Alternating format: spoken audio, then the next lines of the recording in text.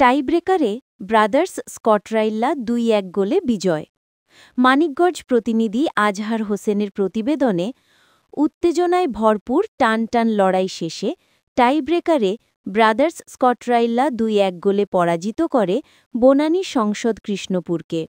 ১৭ October ২০২৫ শুক্রবার বিকেলে মানিকগঞ্জ সদর উপজেলার কৃষ্ণপুর ইউনিয়নে ঐতিহ্যবাহী ডিকে তরুণ সংঘের মাঠে অনুষ্ঠিত হয় ফাইনাল ফুটবল টুর্নামেন্ট ২০২৫।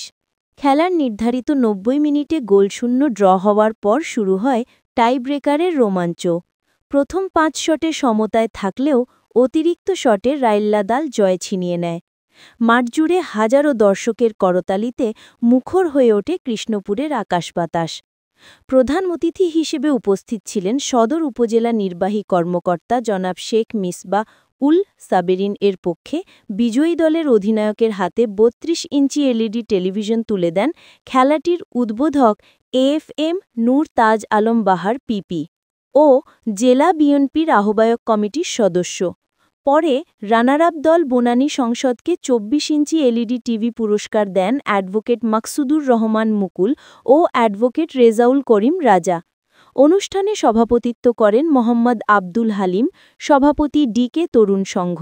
খেলার সঞ্চালনায় ছিলেন এম.এ. মালেক, সাধারণ সম্পাদক ডিকে তরুণ সংঘ, এবং খেলার উপস্থাপনায় ছিলেন জনপ্রিয় ভাষ্যকার মোহাম্মদ জুবায়ের হোসেন। ওই সময় উপস্থিত ছিলেন কৃষ্ণপুরের কৃতি সন্তান মোহাম্মদ রুস্তম আলী মাস্টার সহ অসংখ্য ক্রীড়াপ্রেমী।